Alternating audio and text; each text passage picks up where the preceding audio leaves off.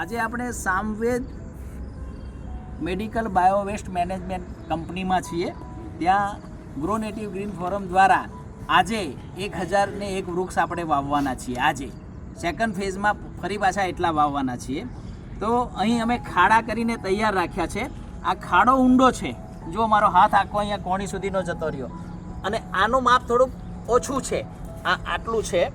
તો એમાં આપણે ખાતર દર વખતે નાખતા જ હોઈએ છીએ. એ પ્રમાણે આપણે આ કોકપીટ અને વર્મી કમ્પોસ્ટ મિક્સ કરેલું છે, એ આપણે એના પાયામાં નાખેલું કહેવાય. આ પાયામાં નાખી દીધું.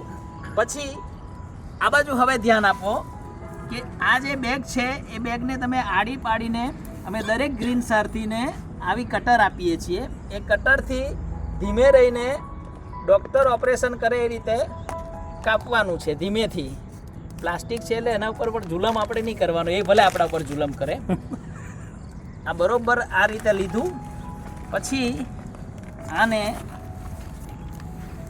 આ રીતે પકડવાનું છે અને શ્લોક બોલતા બોલતા કૃષ્ણાય વાસુદેવાય હરયે પરમાત્મને પ્રણતક્લેશનાશાય ગોવિંદાય નમો નમઃ. આ ખાડામાં મૂકી દીધું.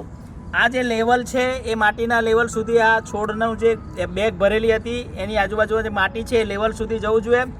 પછી એકદમ નાકા ઉપર આ સપોર્ટ રાખવાનો છે, ટેકો. આ બાંબુનો ટેકો છે, અમારા ગ્રીન સાથીઓએ જ બનાવેલો છે. એને જેટલો જાય એટલો. હવે આટલો ગયો, બરાબર છે. આ કમ્પ્લીટ થઈ ગયું. પછી આના ઉપર માટીનું પુરાણ કરવાનું છે. આ માટીનું પુરાણ કરવાનું છે. આ અત્યારે બહુ સૂકી અને બહુ ભીની એવી માટી નથી, છૂટી માટી છે. ચોમાસામાં આ માટી ભીની હોઈ શકે. એને આ રીતે પ્રેસ કરી દેવાનું છે. હવે પ્રેસ કર્યા પછી આપણું પ્લાન્ટેશન થઈ ગયું. આ ટેકો સીધો છે કે નહીં એનું પણ ધ્યાન રાખવાનું. આ ટેકો સીધો છે કે એનું ધ્યાન ખાસ રાખવાનું.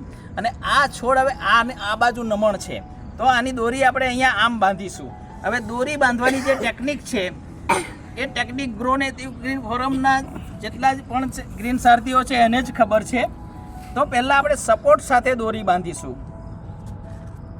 અમે જોયું તો અહીંયા આપણે સહેજ ઉપર સુધી અહીંયા દોરી બાંધવી પડે. આ લેવલ બરાબર છે. હાઈટ હોય ને બસ એટલું ત્યાં સુધી બાંધવાનું. ઘણા લોકો નીચે બાંધી જાય ને એટલે પછી જ્યારે વૃક્ષ મોટું થાય આ ફીટ બાંધવાનું, ફીટ એકદમ ફીટ.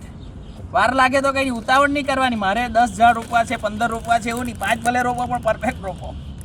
જો આ ગાંઠ, આને કોડી ગાંઠ કહેવાય. શું કયો ગાંઠ કહેવાય? કોડી ગાંઠ. પછી ફરી પાછો આ દોરીમાં બાંધીને હું બતાવું. કોડી ગાંઠ ધ્યાન રાખજો.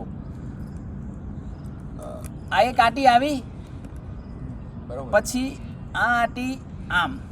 હવે આ કોડી ગાંઠની કમાલ શું છે કે આ દોરી છે, આ બંને આ બાજુ છે, જુઓ, અને આ દોરી બંને આ બાજુ છે. દેખાય છે? આ ફિટ થાય, કોઈ દિવસ છૂટે નહીં. આને કોડી ગાંઠ કહેવાય.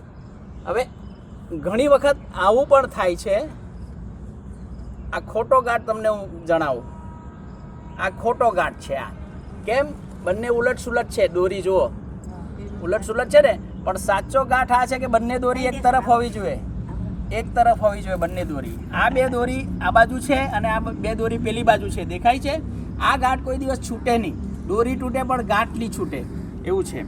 આ બાંધી દીધો આવી રીતે ગાંઠ, કોડી ગાંઠ. પછી આને ફ્રી રાખવાનું છે. હવા આવે, વાવાઝોડું આવે, પવન આવે તો આને હલવા માટે જગ્યા રાખવાની છે આપણે છોડને.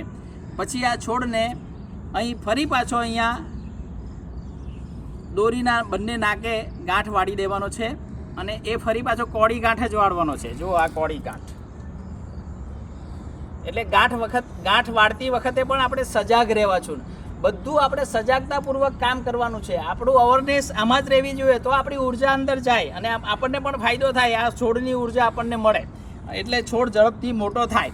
આ આપણું પ્લાન્ટેશન અત્યારે આ જે છોડ પ્રોપર પદ્ધતિથી આપણે આ છોડ રોપ્યો છે, આવી જ રીતે દરેક છોડ આજે અને આજ પછી રોપવાના છે. બરાબર છે? કોઈની ક્યાંય ભૂલ થવી જોઈએ નહીં. ઓકે, સૌનો આભાર અને ધન્યવાદ. બોલો વૃક્ષ નારાયણ.